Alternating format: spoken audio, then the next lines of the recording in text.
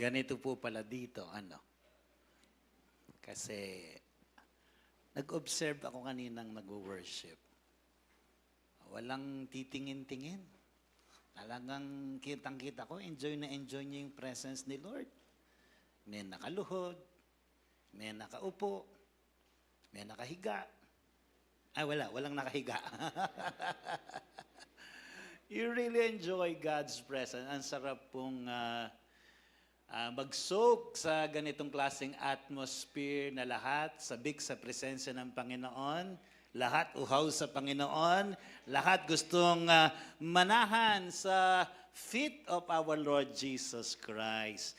Makahawaya puing, kaya kayong malalam na kapagnasan keng presensya ng Ginoo. Lenyo po, karakalda kene, in love na kan Jesus. Amen! Hallelujah! There's nothing like the presence of Jesus. Sabi nga ng isang awit,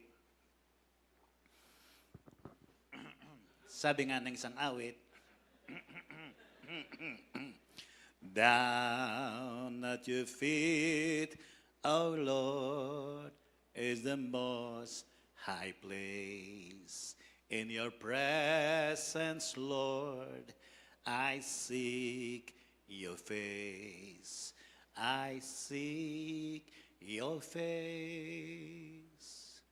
For there is no higher calling, no greater honor than to bow and kneel before your throne.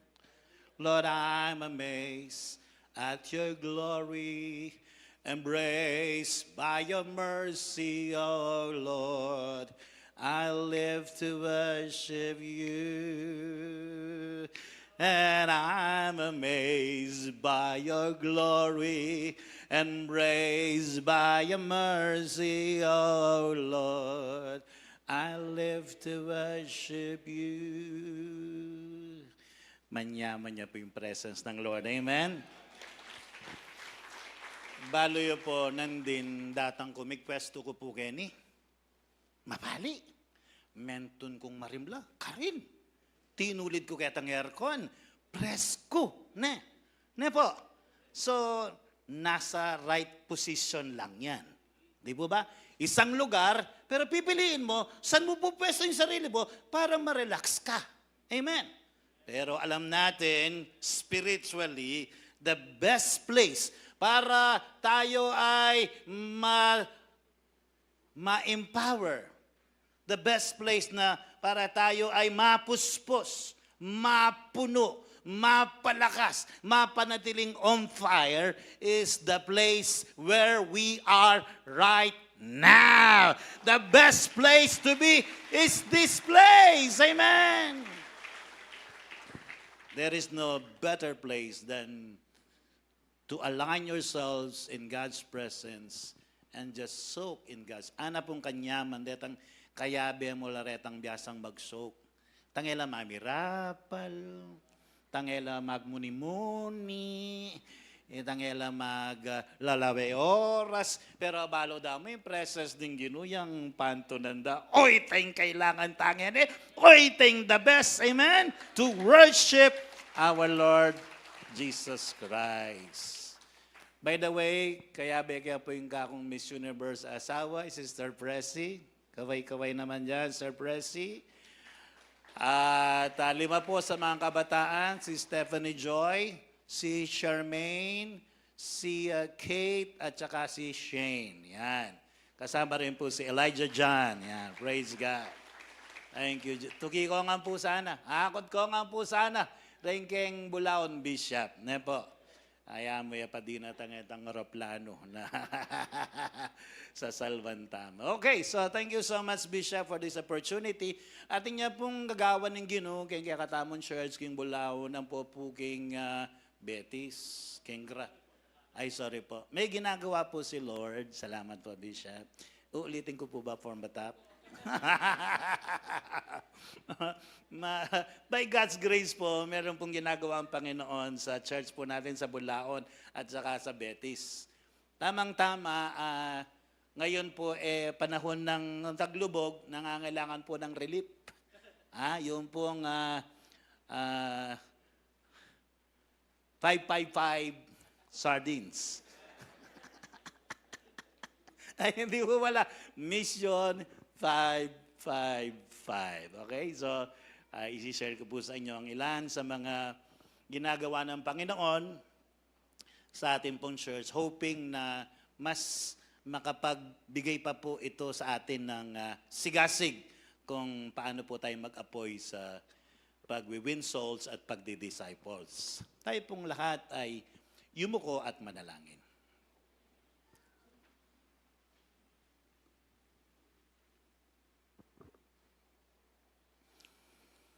Salamat po, Panginoon, sa inyong grace, sa inyong presence.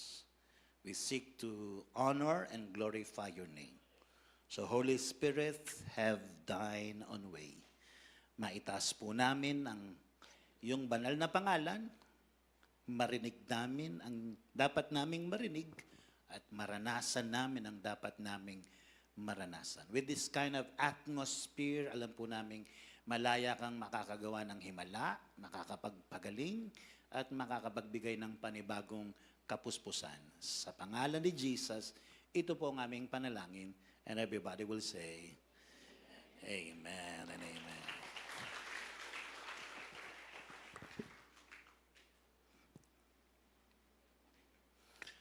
Yung pong ginagawa ng Lord sa ating pong church, sa Christ in You Bulaon at Christ in You Betis, ay nakita po namin na ito ay pagpapalalim sa discipleship. It's more than winning souls. It's focused on discipleship. Kaya nga sa gabing ito, inayos ko magsalita sa paksang discipleship culture, multiplying kingdom leaders. Discipleship culture, multiplying kingdom leaders. Nung amin po itong unang isagawa, ito pong tinatawag na Harvest Strategy Movement.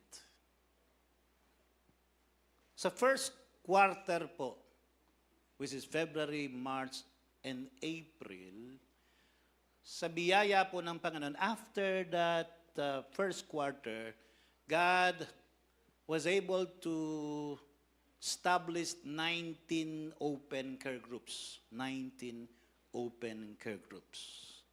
Nasa second phase na po tayo. Second batch. Ang second batch ay matatapos po this August. Yung first week po ng August, which is August 1 hanggang August 7, within 1 week, ang report nakapag-establish na ng 5 na open care group. Hindi po yun na-evangelize. Yun po ay care group na o house church. In 1 week, 5. So it's growing. Si Lord ngayon, mas kumikilos sa mga nagdi-disciple. Mas marami ngayon ang dati umiiwas sa pagiging care group leader, ngayon ang dami nang nagvo-volunteer na maging care group leader. Dati pagka magtatanong ka, nagtatago. Ngayon sila mismo. Pag nagtatanong ka talagang magtataas ng kamay and they want to be a care group leader. Gusto ko pong magtanong ngayon. Hindi ka pastor, hindi ka full-timer, hindi ka care group leader, okay? Ikaw ay worker na hindi pa care group leader, ikaw ay member na hindi pa care group leader, pero right at this very moment, alam mo, kinakatagpo ka ng Panginoon, meron kang desire na maging care group leader. Pakitaas mo yung kamay.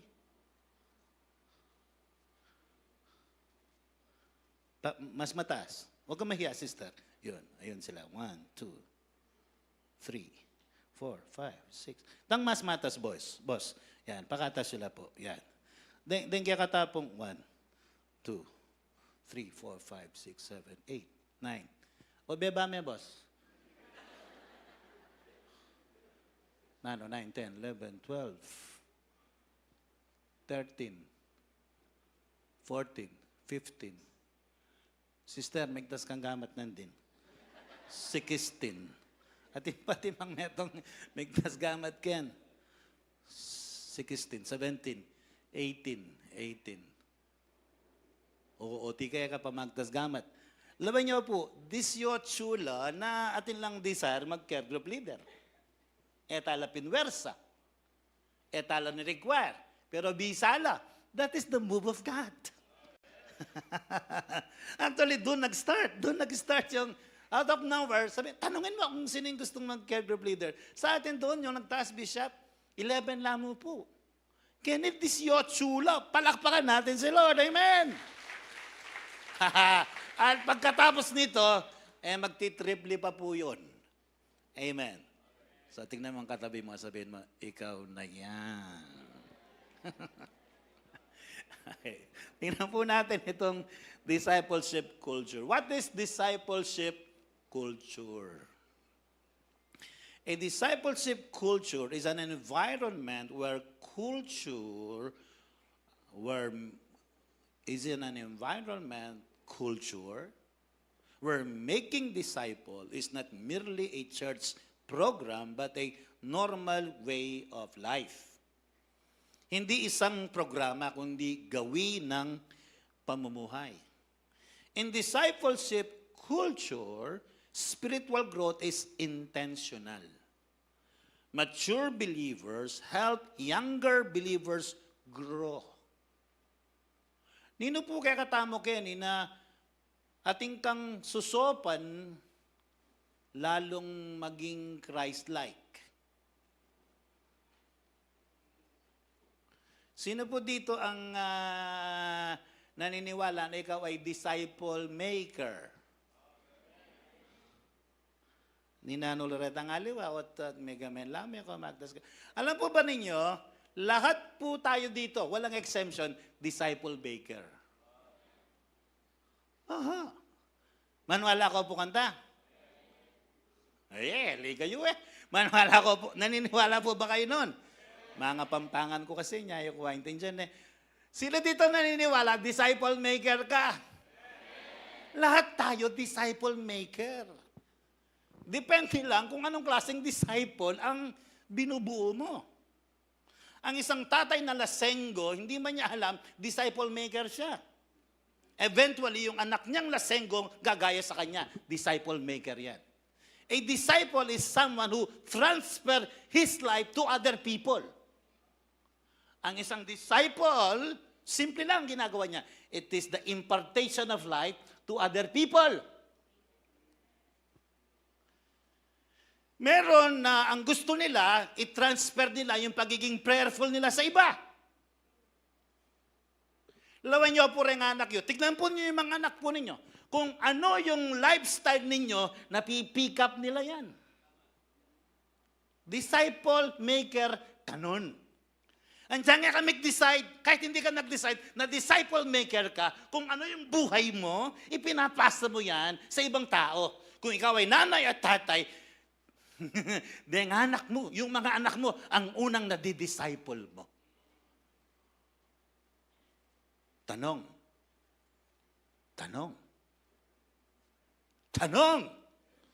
Pag nakikita mo ba yung mga anak mo, ay sinasabi, praise God, on fire nga na ako. Kalugurari, Lord.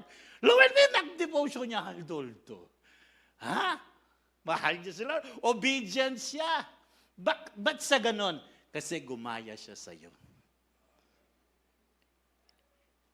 Amen.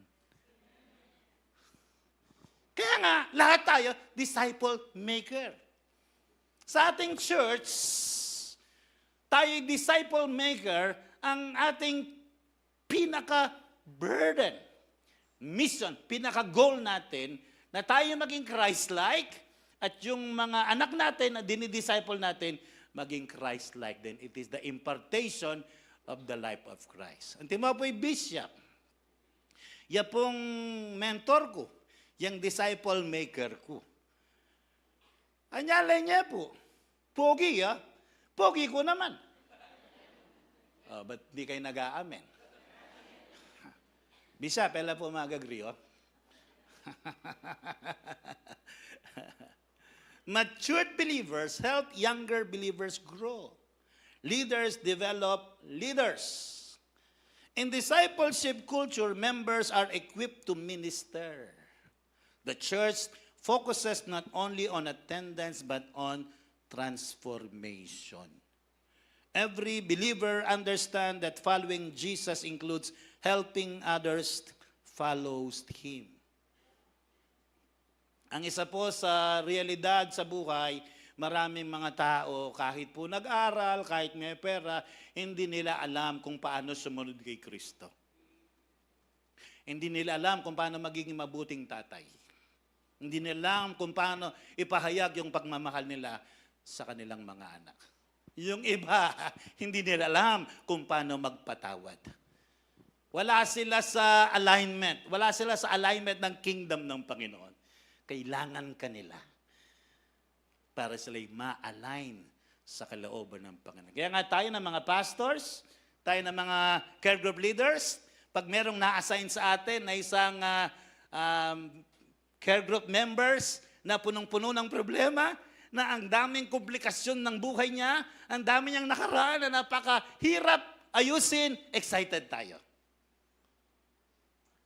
Walang nagamen. Hindi natin inaatrasan. Hindi natin tinatapon sa bintana. But it's a challenge to us, Lord. Lord, this is an opportunity para yung power mo, makita ko nakikilos sa buhay niya. Ano kailangan? Ituturo mo lang ang salita ng Diyos at babaguhin sa ni Lord. Sa katunayan, mas komplikado, mas maganda para makita yung grace ni Lord. Kaya ikaw na care group leader na lahat ng mga care group member mo hindi sumusunod, hindi nagsasubmit, mapalad ka. You are blessed. Wala talaga nag-aamin. Kasi ang sarap nakita na yung ganong klaseng drug addict siya. Tapos, through the Word of God, matatransform siya. Amazing! Nakikita natin talaga si Jesus ay miracle worker. Kasi Jesus is the answer sa problema ng mga tao. Ano mang sitwasyon nila, ano mang problema, ano mang bisyo, ano mang karamdaman, kayang ayusin ni Jesus. Ganon tayo katapang dahil alam natin it's not our might, it's not our strength, it is the Holy Spirit. A discipleship culture moves a church from gathering crowds, from merely gathering crowds to developing Christ-like followers. Hindi lamang pagtitipon ng maraming tao, kundi ito ay paghubog ng mga tagasunod upang maging kawangis ni Kristo. So today, ang encouragement po, siguraduhin mong meron kang isa na dinidisciple. Siguraduhin mong meron kang tinututukang pinagpipray, pina-follow up, everyday kinukumusta, at kung kailangan niya ng bigas, binibigyan mo ng bigas, kailangan niya ng cellphone, binibigyan mo ng cellphone, kailangan niya ng grocery, binibigyan mo ng grocery. Nakatutok ka. Kaibigan ka. Andiang makasawa, kahit nakakasawa na ang kanyang sinasabi, nakikinig ka. You're a listener. Ayun kanina, pinapanood ko sa 700 Club, ang problema pala ngayon ng maraming kabataan, ang kaibigan nila AI. Meron palang AI ngayon na magiging kaibigan mo. Hi, hello. Kasi meron silang 14 years old na nagpakamatay. Napakaganda ng buhay ng batang ito.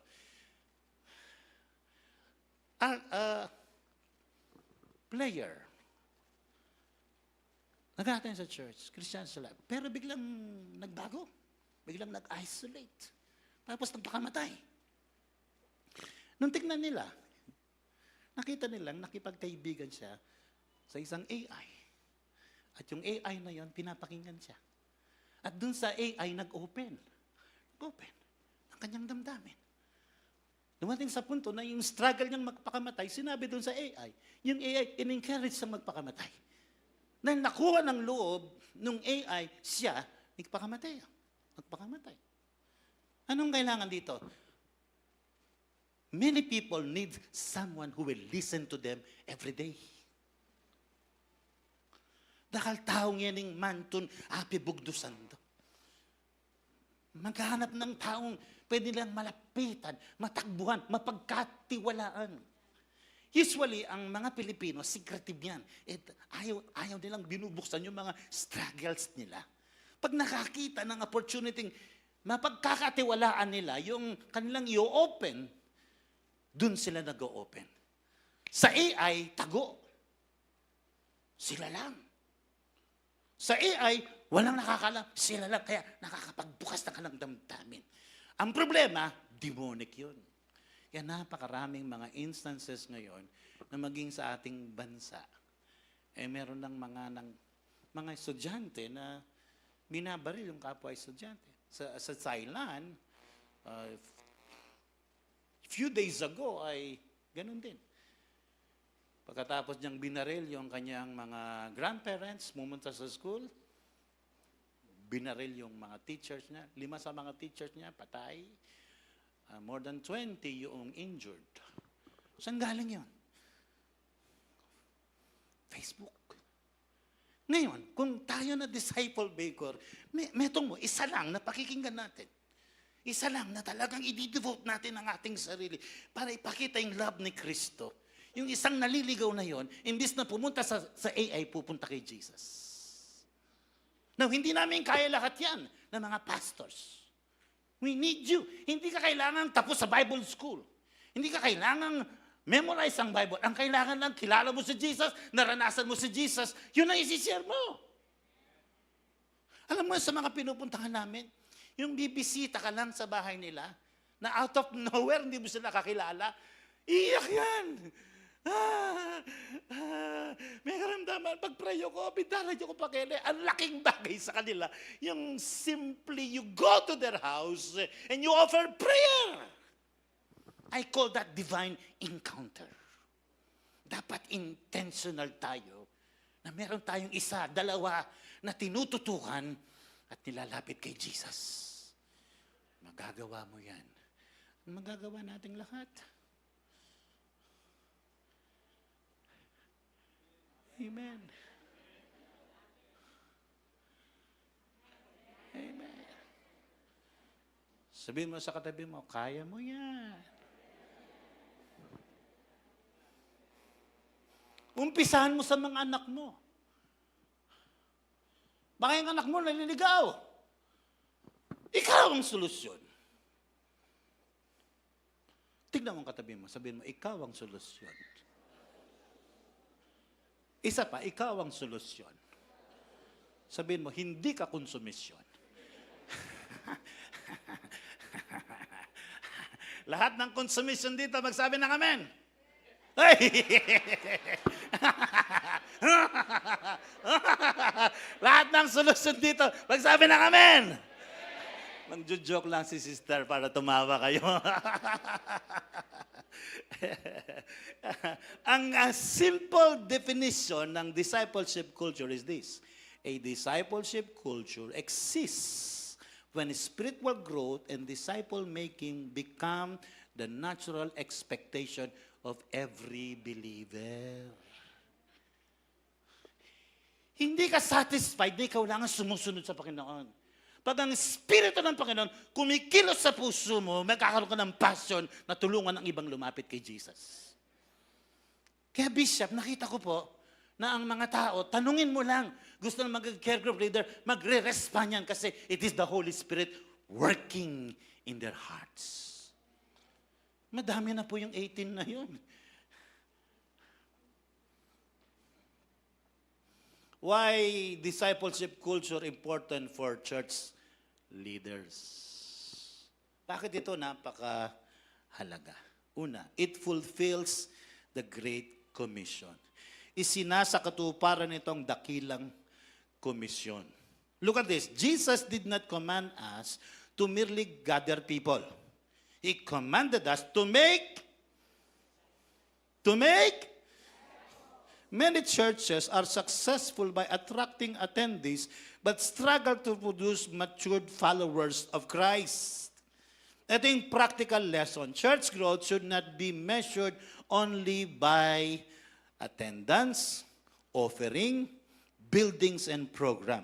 Ang paglago ng iglesia ay hindi lamang nasusukat sa mga nag-a-attend, sa dami ng offering, sa ganda ng building, at sa ganda ng programa.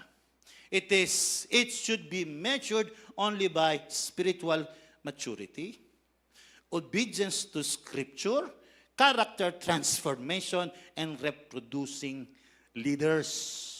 Ang spiritual impact nito, the church becomes aligned with God's primary mission. It should be measured by, ito'y dapat nasusukat sa pamamagitan ng paglagong espiritual, pagsunod sa salita ng Diyos, pagbabago ng ugali, at pagpaparami ng mga leaders. Anong spiritual impact? Niaayon ang iglesia sa pangunahing mission ni Christ. Yun po yung kingdom alignment. Pangalawa, it produce spiritual maturity. Nagbubunga ito ng spiritual na paglago. Sa Efeso 4:11 hanggang 13, ganito ang sinasabi. Samahan po niyo kang magbasa. At the count of 3, let's read. 1, 2, 3. And He gave some apostles, some prophets, some evangelists, some pastors, and teachers for the perfecting of the saints, for the work of the ministry, for the edifying of the body of Christ, till we all come in the unity of faith and of the knowledge of the Son of God, into a perfect man, unto the measure of the stature of the fullness of Christ. Look at this. The role of the leaders is to equip the saints for the work of the ministry. A discipleship culture helps believers from consumers to contributors, expectators to servant, receivers to reproducers. Anong practical lesson? A pastor cannot personally care for every need in a growing church. Mature disciples become capable of leading small group, counseling others, praying for people, evangelizing, and serving in the ministry. Halimbawa kanina, sa dami ng mga appointment kanina, nagpatuloy ako kay Stephanie. Stephanie, pwedeng pakiayos yung PowerPoint ko. Siya bang naglagay ng Tagalog dito. Naging easy sa akin kasi meron isang kabataan na marunong gawin yung dapat gawin. Nakakaalis po kami, nakakapunta sa iba't ibang lugar kasi meron na pong mga na-develop na mga disciples, na mga leaders. Ang iglesia ay lumalalim sa relasyon sa Diyos. The spiritual impact, the church develop depth instead of superficial Christianity. Pangatlo, it creates leadership multiplication. Dumadami ang mga leader. Sa 2 Timothy chapter 2 verse 2, ito tinuro po ni Bishop. And these things that thou hast heard me among many witnesses, the same commit to faithful men who shall be able to teach others also. Notice the fourth generation. Si Paul, dinisciple niya si Timothy. Si Timothy, dinisciple yung faithful man. Ay yung faithful man, dinisciple yung others. Yung other words of faithful man, reliable men. Reliable men. This is multiplication. Practical lessons. Leaders should ask, who am I discipling? Who am I mentoring?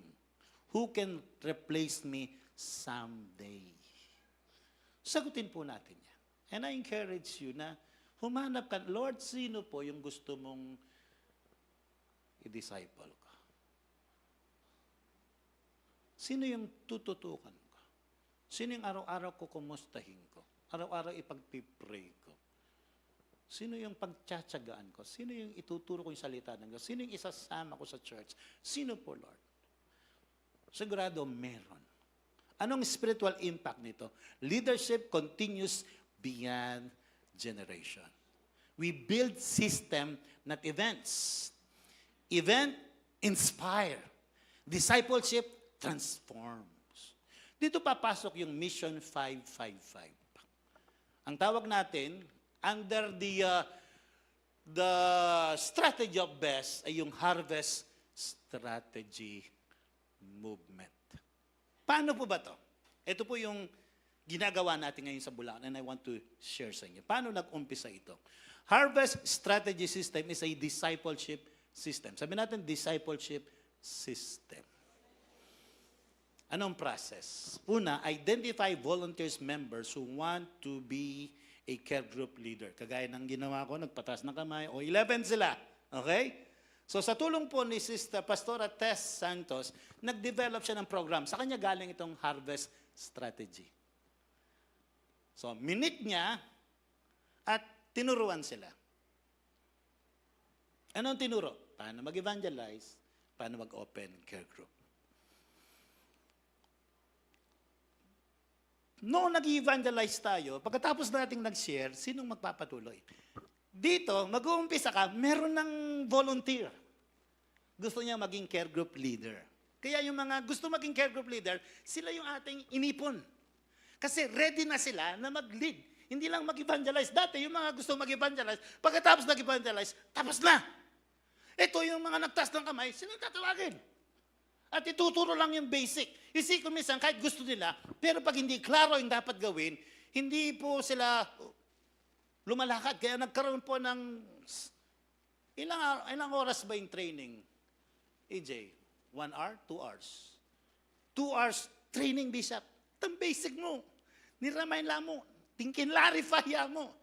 Makanano mag-evangelize? Yours. It is based on God's calling and God's timing. Alang sapilitan. Nung detomigtas gamat, hindi kayo nagtas ng kamay dahil tinawag ko kayo. Hindi. Nagtas kayo ng kamay kasi that's God's calling. Nangungusap na si Lord sa inyo. Nagtas kayo ng kamay, iipunin kayo. That is God's timing. Yung iba kung magiging sensitive pa, I believe marami pa dito ang gagamitin ng Panginoon para maging care group leader. So, pag nakita na natin, yung 11 na yon, iipunin sila after tinuruan ng basic ng witnessing and discipleship, you form a team. You form a team. So, ginugrupo 3x3, 4x4, depende sa dami ng mga ititrain mo. Ito po biblical, di ba? Jesus sent the disciples 2x2 in Mark chapter 6, verse 7 to 13. At ilang kayabe. Alam nyo, pagka may kasama ka, may team ka, it is inspiring. Ha?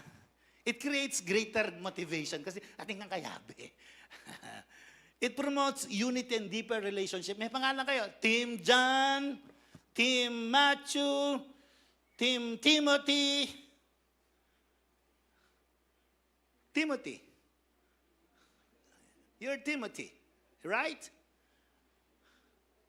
Pagka meron silang team, nakaka-inspire na may kasama sila. It develops also relationship kasi yung hindi nila dating kasama, nakakasama nila. Ang nakita ko po, yung dating member ng care group, na 4 years bishop, ayaw mag-handle ng care group. Nung sumama sila dito sa grupong ito at na-connect sila sa ibang care group, nag-handle ng care group. Dalawa doon, senior citizen. Yung care group leader niya, hindi niya alam paano i-motivate.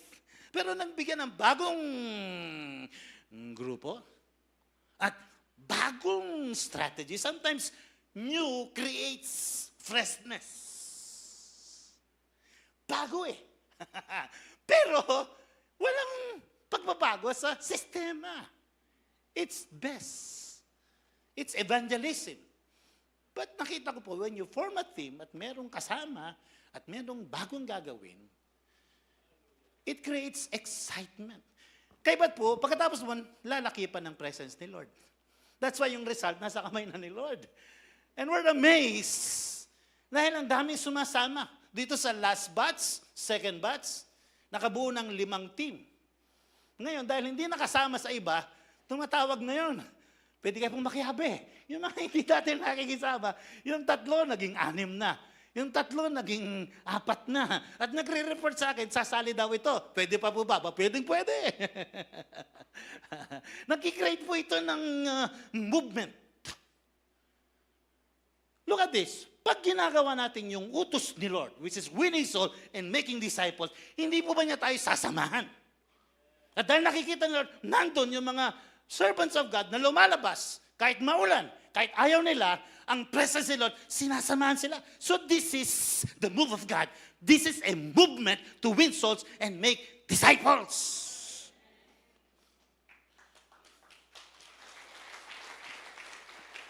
This is not the move of any pastor. This is the move of the Holy Spirit because the heartbeat of God is to go and make disciples. Alam po niyo, akala namin wala nang pupuntahan nung naglabasan. Ang sabi ni Brother Edwin Kayanan, Pastor, Nana, ang dami pong nangangailangan kay Lord, sabi niya. Ha? Naisip ko nga, baka hindi pa nasaturate. Yung akala ko yung Betis Santa Ursula napunta, baka hindi pa nga. Siguraduhin natin na bawat bahay nakatok natin at na-share natin si Jesus. At isa pang nadidiscover namin, Bishop, yung ayaw noon, yung matigas ang puso, nung mag-house to house, ayaw puntahan yung bahay. Nung puntahan, gagagaya, huwag yan ko papintalan nga. Ba't ganyan ako pinunta? Naghihintay pala. Kaya lang ayaw puntahan kasi ang tigas ng puso noon, persecutor siya. Masa sa puso yan. Ba't tigas ang puso dyan? Hindi na natin sisyaran. Pero dahil nag-obey, naghihintay lang pala. Nabalikan siya.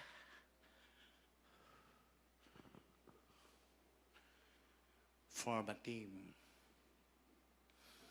Ang sabi ni Lord, wherever you go, I will be with you. Kaya nga, mas nagiging real si Lord, mas lumalalim yung honor, respect mo sa Panginoon, pag nakikita mo siyang gumagalaw doon sa mga taong imposible yung sitwasyon, pero nanampalataya ka for them, gumaling sila, nagbago sila, at nakakilala sa Panginoon. Then appoint a leader. So yung grupo pong nabuo, bawat 3 sila, nag-a-appoint po ng leader. Either a pastor o leader na sa church na marunong mag-open cell at marunong mag-disciple,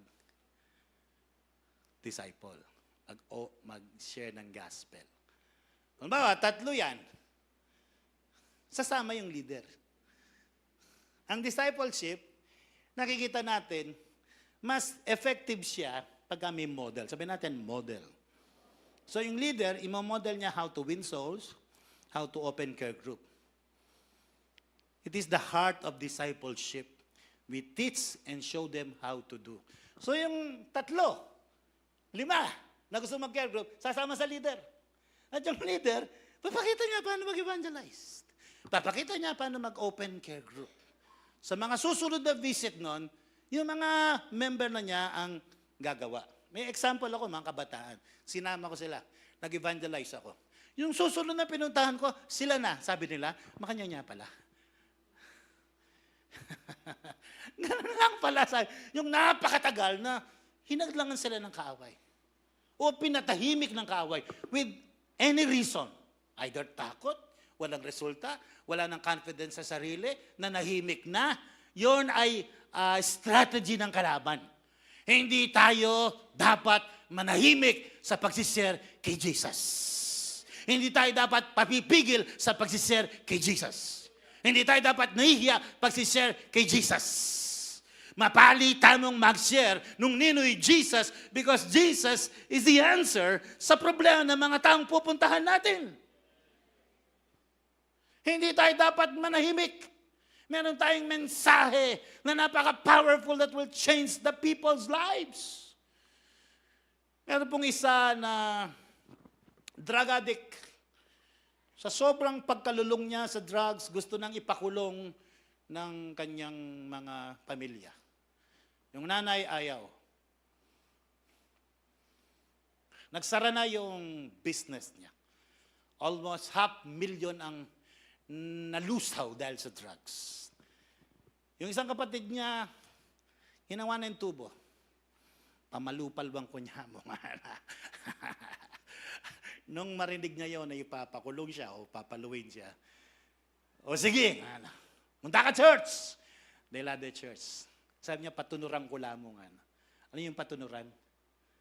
Yun na yun.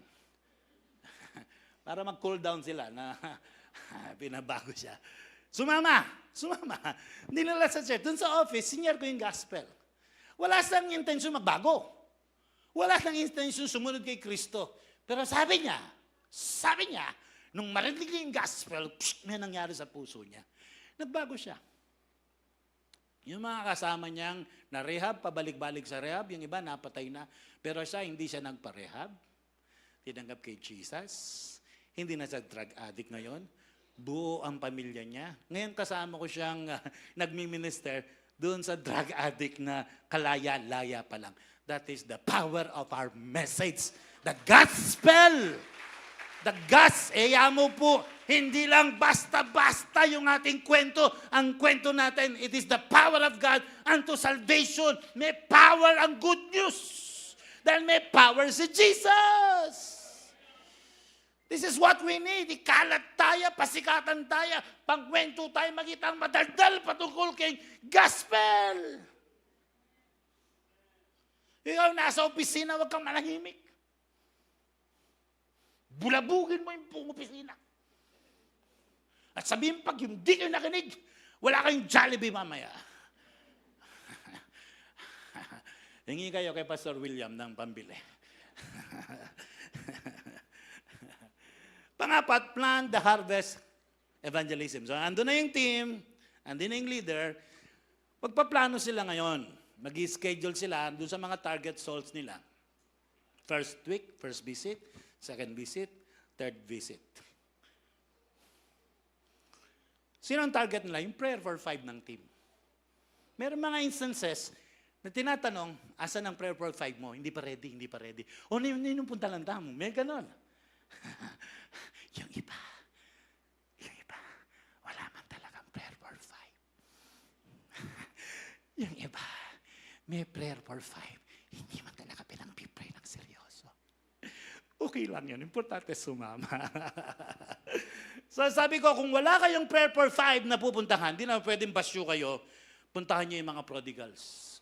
Restore the prodigal. Dating magatin, punta lang nyo. Kung wala pa rin, yung alam nyong may sakit, puntahan nyo. Katukin nyo, sabihin nyo, pag-pray ako po. Andiyan tala kayabe. Kahit hindi natin sila kasama. Or house to house. Meron tayong zone mission. Kanto per kanto. House to house yoreta. House to house sila. Hala pong, basyo. Lahat nakalabas. And I'm so excited sa mga kwento after kwento. Pagka mag-gather, yung hindi dating nagsishare. Sa katunayan, kaya ako nakaalis ngayon. Yung isang dating hindi nag-attend ng care group, pasa ko na yan kaya. So, first time niya mag-handle ng care group ngayon, after so many years na nag-attend. Praise God! Dahil meron pong malinaw na target. Alitang kalwal, danong karang hindi, ipaplano na, susulit na. Para buong week, ipag-pray nila, ito yung pangalan, ito yung pupuntahan natin. Dito ay pupunta. And then, connect them to steps. So, bisita. Meron pong, kami dalawa ni Star Press, napuntahan namin, noong Sabado, nag-a-attend, Iglesia ni Cristo, na born again. Pagkatapos, sabi nila, gusto nila ng regular care group. O, ganun kabilis. Lalo na kayo ng mga nag-a-attend na gusto nyo ma-evangelize yung pamilya nyo, tawagan nyo yung mga leaders dito. Mag-open care group kayo sa loob ng tahanan. Yung church, dinala mo sa loob ng tahanan. Ang epekto nun, yung mga kapitbahay.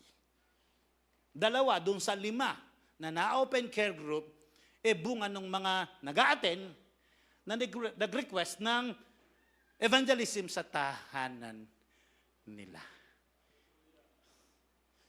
First visit, Kung tumanggap na, tanungin. Gustong mag-Bible study. May instances, ewan ko, kina Stephanie yata yun, na sila mismo ang nagtanong, pwede po bang mag-Bible study tamo? Pwede po bang mag-Bible study? Pagkatapos sinyeran, sila nang nagtatanong, pwede po bang mag-Bible study? Care group na yun. Ang tawag natin doon sa biblical term, house church. May ganun. I believe you know that. Ang kailangan lang ipagpatuloy natin. After third visit, pwede ng care group o house church. Depende. Yung isa, second visit. Yung iba, first visit. Third visit. Kung third visit, ayaw pa rin nila, huwag kang mag-visit. Dapat masaya ka pa rin. Amen. Visit ng visit. Visit ng visit. Ang gapot ang ilan ang mabuisit. Huwag mo tantanan. Marirealize na. Talagang kaluguran na ako nino. Sige natin. Amen. Huwag mong tatantanan. Ito, nakuha ko kay Sister Marisa. Meron akong in-endorse sa kanila na isang sister from Bulaon. Sabi, sige po, Pastor. Ako may kagana ka. Hindi ko siya tatantanan. That's a secret. That's a secret. Amen. Diyan may reject ka, may tantanan. Bala may busted ka mo, pero balikan me. Akit na talagang seryoso ka. Susubukan na ka pa. Sinusubok ka lang pala kung talagang believe ka sa mensahe mo. Kailangan mo eventually kikilos si Lord sa kanyang puso. Amen. And then, connect them to steps. So, na-care group na sila, yung atin pong discipleship system sa church. Yung S, which is salvation. And then yung T, transitional class. Yung E, EGR. Yung P, progressive class. Yung S, shepherd's class. So, it's a system. At yan ay tuloy-tuloy. May first batch, may second batch, excited sa next batch.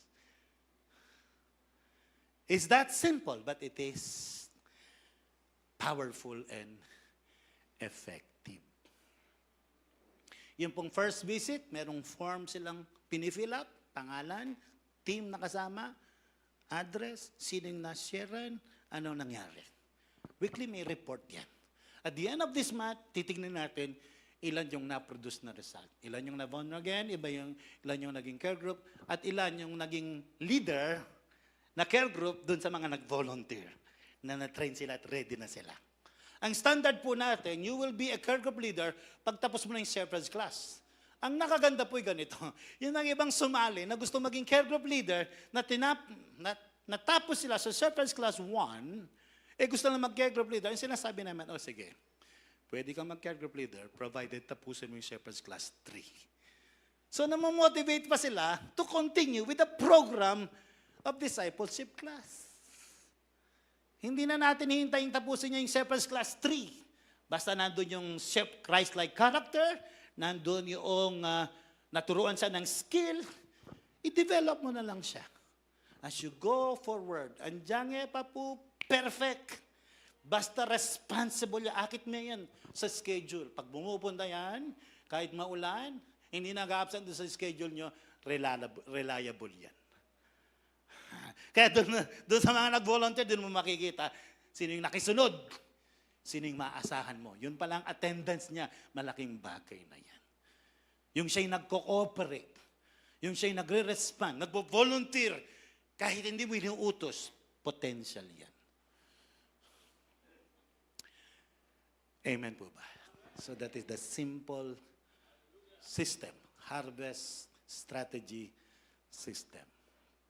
Let me close with number 4. It prevents dependency on pastors. Inaalis nito ang labis na pagdepende sa pastor. Many churches become pastor-centered.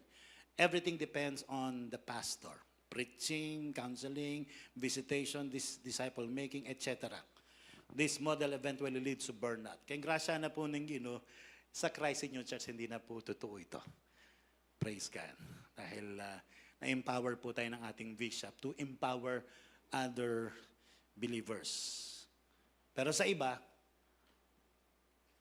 nakasentro pa rin sila sa pastor. Hindi doon sa ginagamit ni Lord bilang team. Ang practical lesson nito, Moses nearly collapsed trying to lead alone. Exodus 18. Kung wala pong na-develop ng mga leaders, sina Pastor Carmela at sina Ka-Bishop, hindi sila makakapunta ng Europe. Hallelujah. Hindi sila makakapag-ordain sa Europe, makakapag-create ng seminar doon. Pero dahil ang dami mga na-develop na mga effective leaders, workers, kahit wala sila, lumalago ang church. Healthy discipleship develop others who can share in the ministry. Ang spiritual impact nito, the church becomes stronger and more sustainable. When discipleship becomes a culture in the church becomes stronger, healthier, more resilient, more mission-focused, more effective in reaching the community. In conclusion, a healthy church is not measured by how many people sit in the pews, but how many people are becoming mature followers of Jesus and helping others to do the same.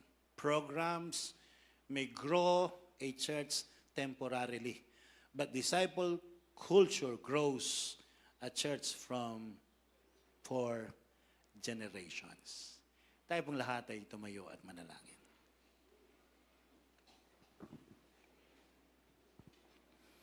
Tayo po ay tumugon sa panawagan ng Panginoon to win souls and make disciples. We ask the grace and the power of the Holy Spirit to speak to us right now. Let your will be done. Let your kingdom come. In the mighty name of Jesus. Let your kingdom come right now. Let your kingdom come right now. Let your kingdom come right now. In Jesus' mighty name.